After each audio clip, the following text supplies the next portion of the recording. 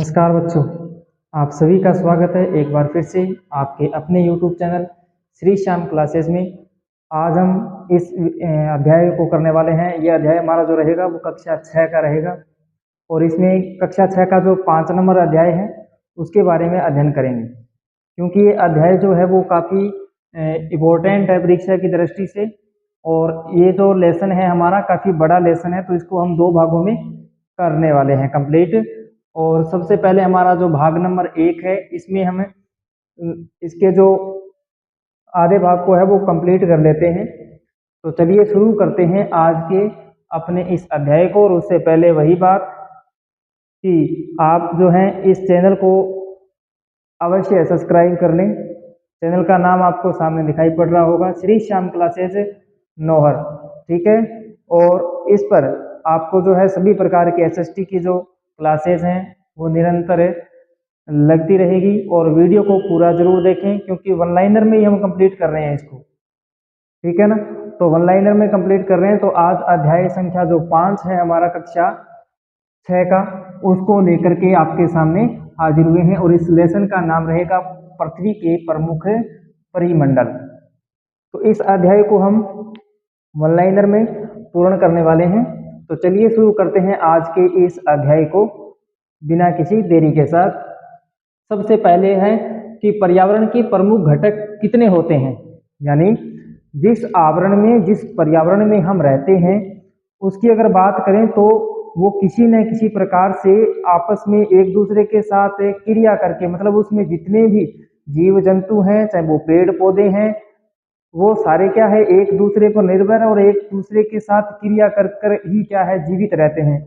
तो इसी को हम कहते हैं हमारा पर्यावरण, यानी हमारे चारों ओर का जो आवरण होता है उसी को कहते हैं हम पर्यावरण। तो इस पर्यावरण के जो प्रमुख घटक हैं, यानी ये पर्यावरण जो है वो किस से मिलकर के बना है, तो ये है हमारे पर्यावरण के प्रमुख घटक, जिसमें हम पढ़ेंगे भूमंडल के बारे में, भूमंडल क्या होता है, फिर पढ़ेंगे हम वायुमंडल के बारे में, फिर पढ़ेंगे हम जलमंडल के बारे में।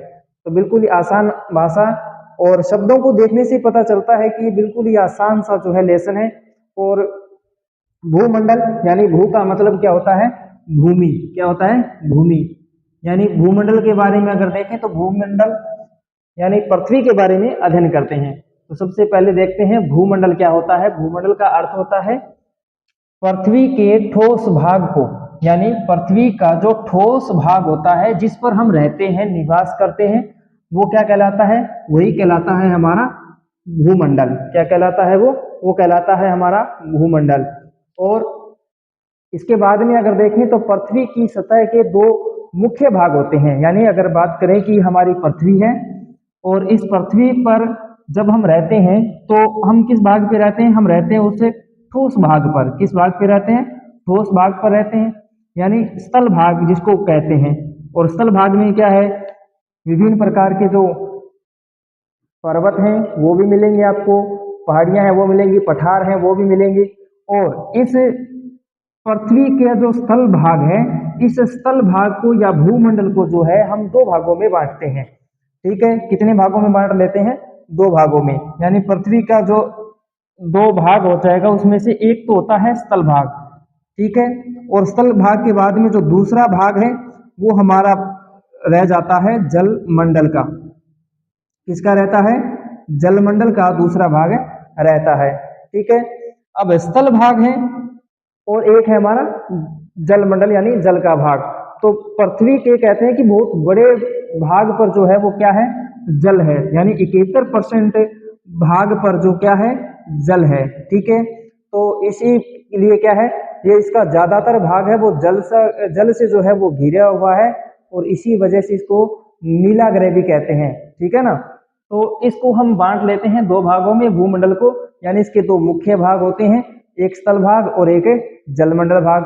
अब देखो इसके मुख्य 2 भागों में पहला है हमारा महाद्वीप, ठीक है। पृथ्वी को पहले जो स्थल भाग जिस पे हम सभी जीव जंतु रहते हैं, मनुष्य जिस पे निवास करता है, उसको हम कहते हैं महाद्वीप, ठीक है। उसके बाद में जो महासागरीय बेसिन है, मतलब हमारा जलमंडल भाग, ठीक है। इस जलमंडल में क्या है, हमारे सारे के सारे जो महासागर हैं वो आते हैं, तो इसको हम कहते हैं महासागरीय बेसिन। तो देखो अब आगे एक बार फिर से कि इसके दो भाग हो गए, एक हो गया महाद्वीप, एक हो गया महासागरीय बेसिन। महाद्वीप का मतलब जिस स्थल भाग पर हम रहते हैं, यानी पृथ्वी को अगर देखें तो पृथ्वी पर 7 महाद्वीप हैं। कितने महाद्वीप हैं? 7 महाद्वीप हैं, उनको आगे पढ़ेंगे। और एक है हमारा महासागरीय बेसिन, मतलब इसमें महासागरों की संख्या है वो कितनी है? वो है 5। ठीक है, तो 5 महासागरों को भी पढ़ेंगे। तो ये हो गए हमारे मुख्य 2 भाग, यानी भूमंडल के मुख्य 2 भाग हो गए, एक हो गया महाद्वीप, एक हो गया हमारा महासागरीय बेसिन। ठीक है, अब चलो वायुमंडल की तरफ, यानी दूसरा हमारा जो भाग है वायुमंडल। वायुमंडल किसे कहते हैं? तो गैस की परतें जो पृथ्वी को चारों ओर से घेरती है, यानी हमारी पृथ्वी के चारों ओर अगर बात करें तो गैस का एक आवरण होता है। क्या होता है? गैस का आवरण। ठीक है ना, एक गैस का आवरण होता है जो इस हमारी पूरी की पूरी पृथ्वी को जो है चारों ओर से घेर के या बांध के रखता है। ठीक है, तो वो क्या कहलाता है? वो कहलाता है वायुमंडल। अब वायुमंडल में क्या है? सभी प्रकार की जो गैसें हैं वो आती है, जैसे इसमें ऑक्सीजन हो गया। ठीक है, ऑक्सीजन, उसमें नाइट्रोजन भी है। ठीक है, नाइट्रोजन हो गया, आर्गन गैस हो गया। ठीक है, और कार्बन डाई, ठीक है ना, कार्बन डाई यानी जिसको CO2 बोलते हैं। ठीक है, इस प्रकार की सारी जो गैसें हैं वो किस में आ जाती हैं? वो आ जाती है हमारे वायुमंडल में। ठीक है, तो वायुमंडल में क्या है? सभी प्रकार की गैसें हैं वो पाई जाती है, और गैसों की एक परत होती है जो पृथ्वी को चारों ओर से क्या रखती है? घेर के रखती है। ठीक है, तो ये होता है हमारा वायुमंडल। ठीक है, अब वायुमंडल के बाद में अगला जो हमारा है वो है हमारा जलमंडल। जलमंडल क्या होता है? जलमंडल यानी पृथ्वी का वह भाग जो जल से घिरा हुआ हो। अब मैंने आपको पहले भी बताया कि पृथ्वी का जो भाग है जल से घिरा हुआ, वो कौन सा है? जैसे पृथ्वी का आधे से ज्यादा भाग कहते हैं कि 71% भाग जो है वो किससे घिरा हुआ है? वो जल से घिरा हुआ है। ठीक है ना, तो पृथ्वी के बहुत बड़े भाग पर क्या है? जल पाया जाता है। ठीक है, चाहे वो महासागरीय के रूप में हो, चाहे वो झीलों के रूप में हो, तो बहुत बड़ा भाग है वो जल से घिरा हुआ है। ठीक है, इसी को क्या कहते हैं? इसी को हम कहते हैं जलमंडल, यानी पृथ्वी का वह भाग जो जल से घिरा हुआ हो। किससे घिरा हुआ हो? जल से घिरा हुआ हो।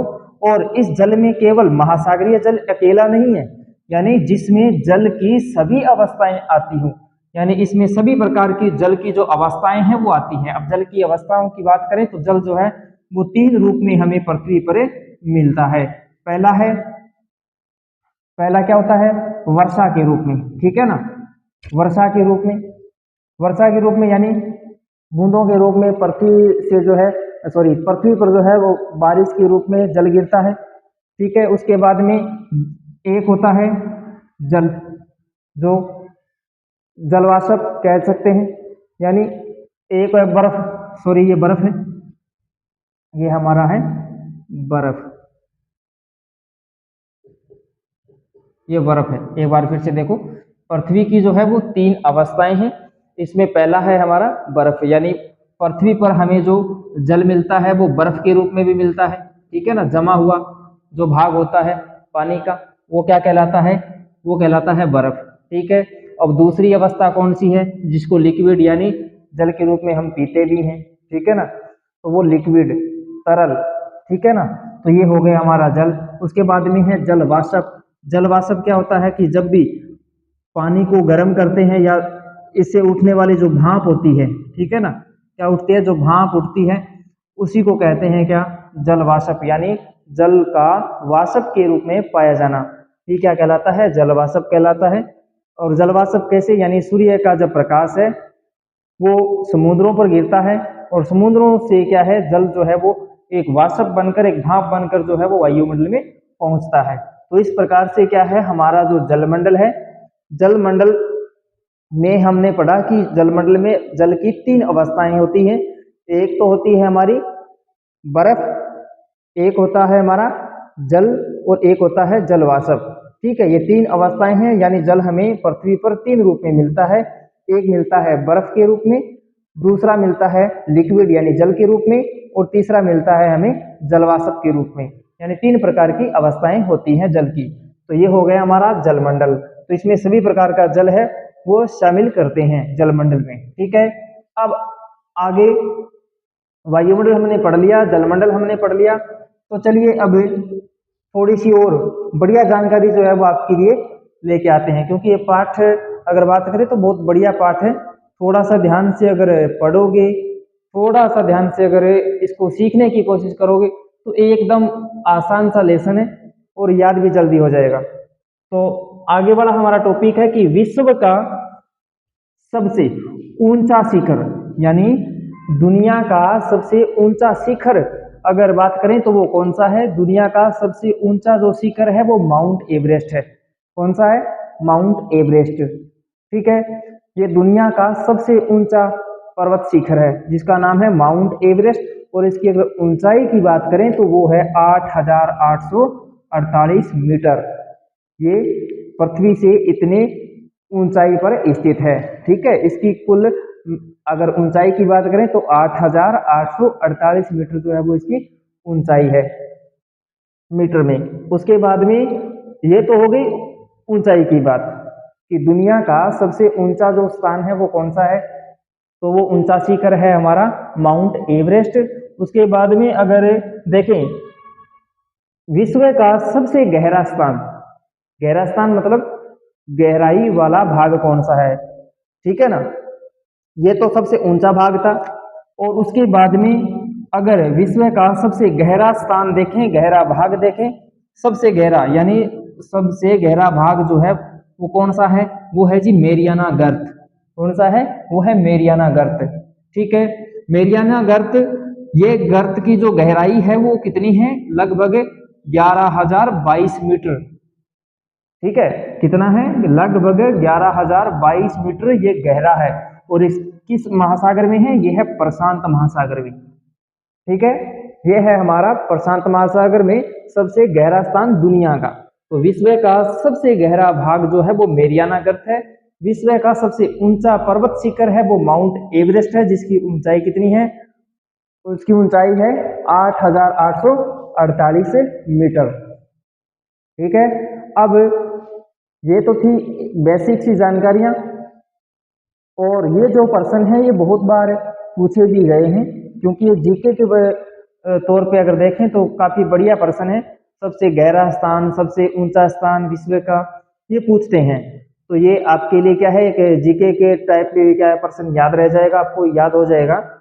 और इनको याद रखना जरूरी भी है, क्योंकि जब भी स्कूल में कोई प्रोग्राम होता है या प्रार्थना सभाओं में जब भी आपको प्रश्न के लिए पूछते हैं, कहते हैं, तो आप जो है इस प्रकार के प्रश्न जो है पूछ सकते हैं, और इससे आपकी जो है वो एक दो लेसन के जो प्रश्न हैं वो धीरे धीरे जो है वो याद भी होते रहेंगे। चलिए, विश्व का सबसे गहरा स्थान भी देख लिया, विश्व का सबसे ऊंचा स्थान यानी पर्वत शिखर भी देख लिया। अब चलते हैं महाद्वीपों की तरफ। ठीक है, चलो महाद्वीपों की तरफ। तो महाद्वीपों की अगर बात करें तो महाद्वीप, पूरी पृथ्वी पर जो महाद्वीप हैं वो कितने हैं? वो है 7। कितने हैं? 7 महाद्वीप हैं कुल। ठीक है, 7 महाद्वीप हैं। और 7 महाद्वीपों के नाम अगर देखें तो नंबर 1 पे है एशिया, नंबर 2 पे है यूरोप, नंबर 3 पे है अफ्रीका, और नंबर 4 उत्तरी अमेरिका, नंबर 5 दक्षिणी अमेरिका, और नंबर 6 ऑस्ट्रेलिया, नंबर 7 अंटार्कटिका। ठीक है, ये है हमारे 7 महाद्वीप। और 7 महाद्वीपों में आज हम सबसे पहले पढ़ लेते हैं हमारा एशिया महाद्वीप को। ठीक है, चलिए शुरू कर लेते हैं एशिया महाद्वीप को। और क्लास को जो है वो पूर्ण जरूर देखें, क्योंकि बहुत बढ़िया लेसन है, और एक बार देखते ही क्या आपको ये कंप्लीट हो जाएगा, और इतना बोरिंग लेसन भी नहीं है ये। तो सबसे पहले हम पढ़ते हैं हमारे एशिया महाद्वीप को। ठीक है, चलिए एशिया महाद्वीप के बारे में पढ़ते हैं। पूरी दुनिया की अगर बात करें तो एशिया महाद्वीप की कुछ जानकारियां हैं वो हमें यहाँ मिलती है, और उन जानकारियों को मैं आपके सामने अभी बता रहा हूं। तो पहली बात करें तो एशिया, यानी एशिया महाद्वीप को पढ़ने से पहले आपको तो ये पता भी होगा कि हम किस महाद्वीप में रहते हैं। किस महाद्वीप में रहते हैं हम सब? हम जो रहते हैं, कौन सा हमारा महाद्वीप है? हमारा जो महाद्वीप है वो एशिया महाद्वीप है, ठीक है ना, क्योंकि भारत एशिया महाद्वीप में है। किस महाद्वीप में है? एशिया महाद्वीप में है। चलो, भारत एशिया महाद्वीप में है, तो बताइए राजस्थान, हम तो राजस्थान में रहते हैं, तो बताइए राजस्थान कहाँ पे है फिर? कौन से महाद्वीप में है राजस्थान? तो राजस्थान की अगर बात करें तो राजस्थान भी कहाँ है? राजस्थान भी एशिया महाद्वीप में है, ठीक है। चलिए एशिया महाद्वीप के बारे में पढ़ते हैं। एशिया महाद्वीप की अगर बात करें तो ये है नंबर 1 डाल के पहले देखो कि ये दुनिया का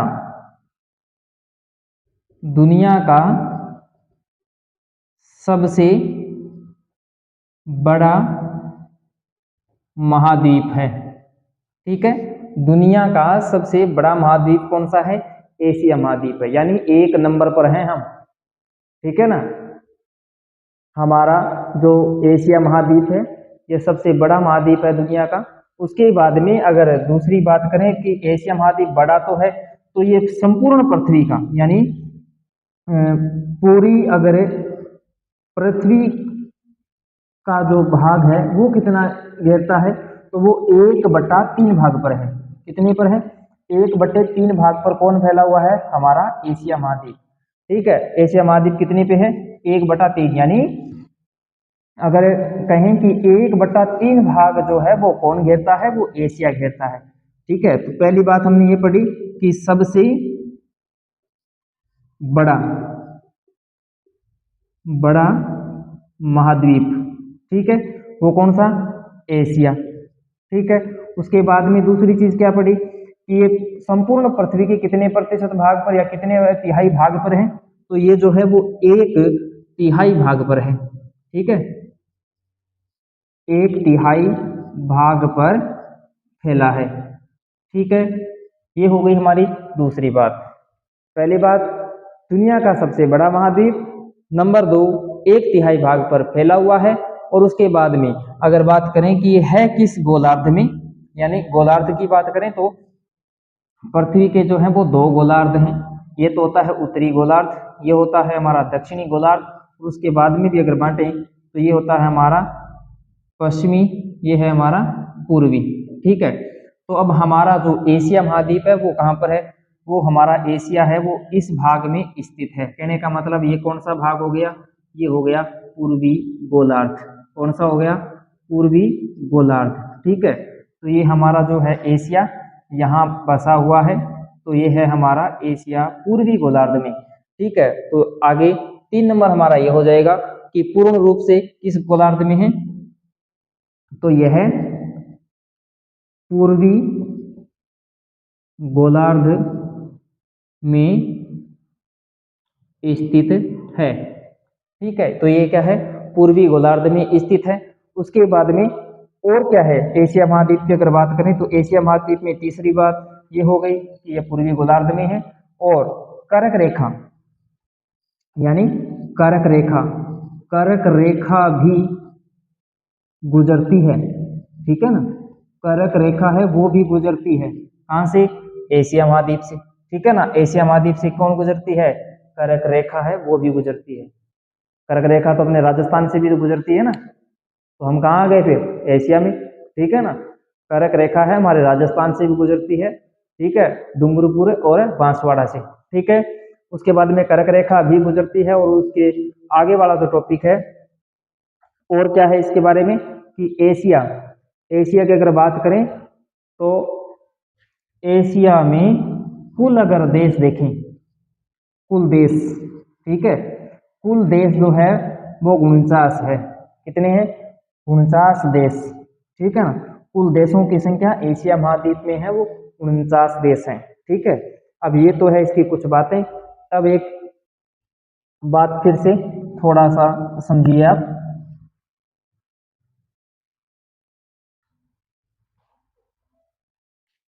देखिए इस प्रकार से हमने एक एशिया महाद्वीप का, या फिर चलो ये बनाते हैं कि ये एशिया है, ठीक है।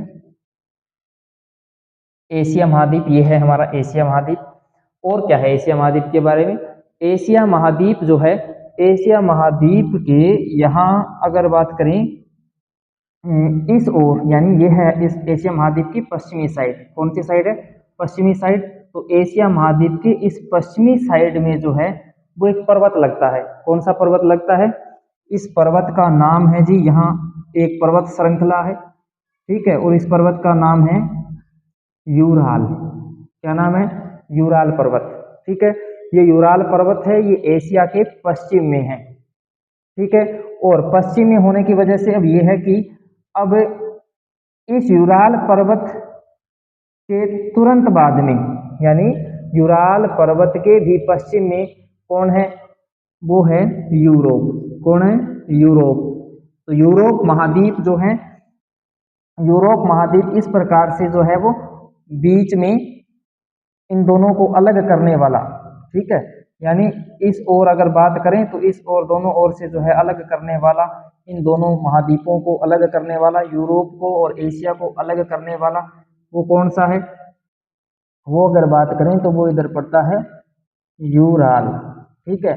ये यूराल पर्वत है, ठीक है। यूराल पर्वत इन दोनों को अलग करने का काम करता है, ठीक है। तो ये भी प्रश्न आता है कि एशिया और यूरोप को अलग करने वाला पर्वत कौन सा है? तो वो कौन सा है? तो यूरोप इधर और बीच में हमारा यूराल, यूराल पर्वत, ठीक है। ये हमारा यूराल पर्वत और इधर हमारा एशिया, ठीक है। एशिया महाद्वीप इस ओर। तो एशिया के पश्चिम में यूराल है और यूरोप के पूर्व में पड़ता है कौन? यूराल पर्वत। तो दोनों को अलग करने का काम कौन करता है? ये काम करता है यूराल पर्वत, ठीक है। यूराल पर्वत जो है वो इन दोनों महाद्वीपों को अलग करने का काम करता है। लेकिन एक बात और बताऊं कि यूरोप और एशिया का जो संयुक्त भाग है, यानी इसका जो संयुक्त जो भाग है, इसको क्या कहते हैं? इसको कहते हैं यूरेशिया। क्या कहते हैं? यूरेशिया। यानी दोनों का जो संयुक्त भाग है, यानी यूरोप और एशिया को अगर मिलाकर के इसका नाम बनता है, वो बनता है यूरेशिया, ठीक है। क्या नाम बनता है? यूरेशिया नाम बनता है। तो चलिए हमने एशिया महाद्वीप के बारे में पढ़ लिया। एशिया महाद्वीप को एक बार फिर से थोड़ा सा रिपीट मार लेते हैं जल्दी जल्दी में। देखो एशिया महाद्वीप की अगर बात करें तो सबसे पहले हमने देखा कि सबसे बड़ा महाद्वीप, ठीक है, सबसे बड़ा महाद्वीप है ये। उसके बाद में दूसरी बात ये कि सबसे बड़ा महाद्वीप है और साथ ही ये किस दिशा में है? पूर्वी भाग में है, ठीक है ना। पूर्वी भाग मतलब पूर्वी गोलार्ध, ठीक है, याद रखना पूर्वी गोलार्ध में है ये, पूर्ण रूप से पूर्वी गोलार्ध में है। और एक तिहाई भाग यानी 1/3 भाग पर ये फैला हुआ है, संपूर्ण पृथ्वी के 1/3 भाग में फैला हुआ है। कर्क रेखा भी इससे गुजरती है। कौन सी रेखा? कर्क रेखा भी गुजरती है, ठीक है, कर्क रेखा इससे होकर के गुजरती है। और उसके बाद में अगर बात करें कि एशिया, एशिया जो महाद्वीप है, एशिया महाद्वीप के पश्चिम में, यानी एशिया का ये जो पश्चिमी भाग है, यहाँ पर कौन है? यहाँ पे है यूराल पर्वत, ठीक है। यूराल पर्वत जो है वो इसके पश्चिम में है। और हमने ये भी पढ़ा कि एशिया में देश कितने आते हैं? तो कुल जो देश हैं, इसके कुल देशों की संख्या अगर देखें तो इसमें 49 देश हैं, ठीक है। ये थी एशिया के बारे में, ठीक है। अब हमारा 2 नंबर वाला जो है वो पढ़ते हैं, जिसका नाम है यूरोप। क्या है? यूरोप। यूरोप के बारे में बस छोटी सी जानकारी, ये ज़्यादा वीडियो जो है वो लंबा नहीं कर पाएंगे, क्योंकि ज़्यादा जो क्लास है वो लंबी होने के बाद में क्लास थोड़ी बोरिंग लगने लग जाती है, ठीक है ना। और आप भी फिर ध्यान से नहीं देख पाते कि बहुत लंबा टाइम हो गया भाई, ये बार बार वही चीज़ें आ रही है। तो एशिया पढ़ लिया, एशिया के बाद में यूरोप, ठीक है। यूरोप की अगर बात करें तो ये क्या है? एशिया से तो छोटा है, ठीक है, एशिया से है छोटा, याद रखना, ठीक है। एशिया से ये छोटा है। और दूसरी बात ये है कि इसके तीन ओर पानी लगता है, यानी तीन ओर से जल से गिरा है ये। क्या गिरा है? जल से गिरा है। कहने का मतलब ये है कि इसके तीन ओर क्या लगता है भाई? पानी पानी है, ठीक है ना। यहाँ यूरोप है, तो इसका तीन और जो भाग है वो किससे घिरा हुआ है? जल से, ठीक है ना। इधर जल ही जल है, मतलब समुद्र से घिरा हुआ है ये तीन ओर से, ठीक है। और यूरोप के बारे में और तीसरी जानकारी ये है, तीसरी तीन ओर से पानी से घिरा हुआ हो गया। उसके बाद में आर्कटिक जो वर्त है, यानी आर्कटिक वर्त, वर्त जो है आर्कटिक वर्त से गुजरता है, ठीक है ना। इसके बीच से आर्कटिक वर्त है वो भी गुजरता है, ठीक है। और ये मैंने आपको पहले ही बता दिया कि एशिया है, एशिया के किस ओर लगता है ये लगता है पश्चिम की ओर, ठीक है ना। तो अब ये कह दें कि बताओ यूरोप के एशिया, यानी अगर यूरोप की बात करें, यूरोप के एशिया किस भाग में स्थित है? तो बिल्कुल ही आसान है, पहले हमने पढ़ लिया था कि ये हमारा एशिया है, ठीक है। और एशिया के इधर पश्चिम में कौन लगता है? यूरोप लगता है, ठीक है। ये पढ़ा हमने कि एशिया के जो पश्चिमी भाग में है वो यूरोप लगता है। तो अब ये यूरोप पूछेंगे तो यूरोप क्या हो जाएगा? यूरोप के किस ओर लगता है एशिया? ये हमारा एशिया है वो लगता है हमारे पूर्वी भाग में, ठीक है ना। तो यूरोप के हो जाएगा ये पूर्वी भाग में। और दोनों के बीच वाला जो पर्वत है वो आपको पता ही है, ठीक है ना। वो कौन सा है? वो यूराल है, ठीक है, यूराल पर्वत, ठीक है। ये चीज हमारी क्लास बाकी के जो हमारे और रह गए, यानी 5 और जो रह रहे हैं महाद्वीप, उनको पढ़ लेंगे हम आगे वाले दूसरे भाग में। हमारा ये पहला भाग था जिसमें हमने पढ़ा पृथ्वी के प्रमुख परिमंडलों के बारे में। अब एक बार फिर से क्लास में रिपीट चलते हैं शुरुआत की तरफ। तो पर्यावरण के प्रमुख घटक पढ़े, उसमें भूमंडल हमने पढ़ा, वायुमंडल पढ़ा और जलमंडल पढ़ा। तो देखिए भूमंडल यानी पृथ्वी का वह ठोस भाग, ठीक है ना, जिसको दो मुख्य भागों में बांटते हैं, यानी वह ठोस भाग जिस पर हम रहते हैं। तो पृथ्वी को मुख्य भागों में बांटा गया है, एक महाद्वीप होता है, एक महासागरीय होता है, महासागरीय बेसिन।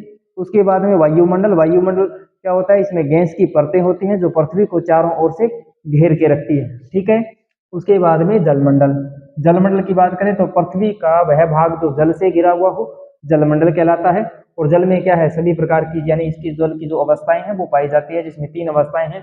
पहली है बर्फ, दूसरी है वाष्प, तीसरी है तरल यानी जल के रूप में।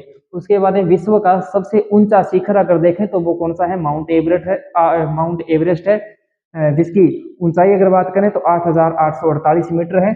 उसके बाद में विश्व का सबसे गहरा भाग, यानी सबसे गहरा भाग देखें तो वो है मेरियाना गर्त।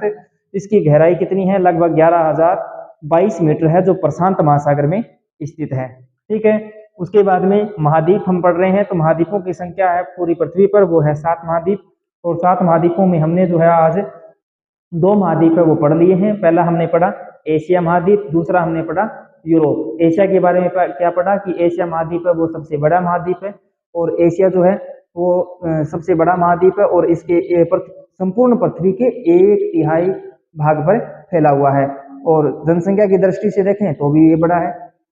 उसके बाद में क्या पढ़ा कि कर्क रेखा है वो एशिया से होकर के गुजरती है, ठीक है। कर्क रेखा है वो भी एशिया से गुजरती है, पूर्वी गोलार्ध में स्थित है, ठीक है ना। और एशिया को और यूरोप से अलग करने वाला जो पर्वत है वो यूराल पर्वत है, ठीक है। या फिर ये कह सकते हैं कि एशिया के पश्चिमी भाग में लगता है यूराल पर्वत, ठीक है। और इसमें 49 देश आते हैं। एक नई जानकारी आपके लिए, कितने देश आते हैं? 49 देश आते हैं, 49, ठीक है। इतने देश एशिया महाद्वीप में है। उसके बाद में यूरोप पढ़ा। यूरोप में क्या है? यूरोप की अगर बात करें, यूरोप छोटा सा एक महाद्वीप है, ये कह सकते हैं कि एशिया से छोटा है। किससे छोटा है? एशिया से छोटा है। अंटार्कटिक वर्त जो है वो आर्कटिक वर्त जो है वो इससे गुजरता है। उसके बाद में अगर बात करें तो ये हमारे एशिया कि किस ओर लगता है, एशिया के पश्चिम में है, तो एशिया के पश्चिम में स्थित है, और एशिया इसके कहाँ है, पूरब में है। ठीक है, और इन दोनों को अलग करने वाला फिर वही वर्ग यानी यूराल पर्वत। ठीक है, तो ये है हमारा यूरोप। तो दो महाद्वीप हमारे हो गए, पहला हमारा हो गया एशिया, दूसरा हमारा हो गया यूरोप महाद्वीप। ठीक है, बाकी के जो महाद्वीप हैं उनको हम पढ़ेंगे आगे वाले अध्याय में, आगे वाली क्लास में। तब तक के लिए आप सभी का बहुत बहुत धन्यवाद। जय हिंद, जय राजस्थान।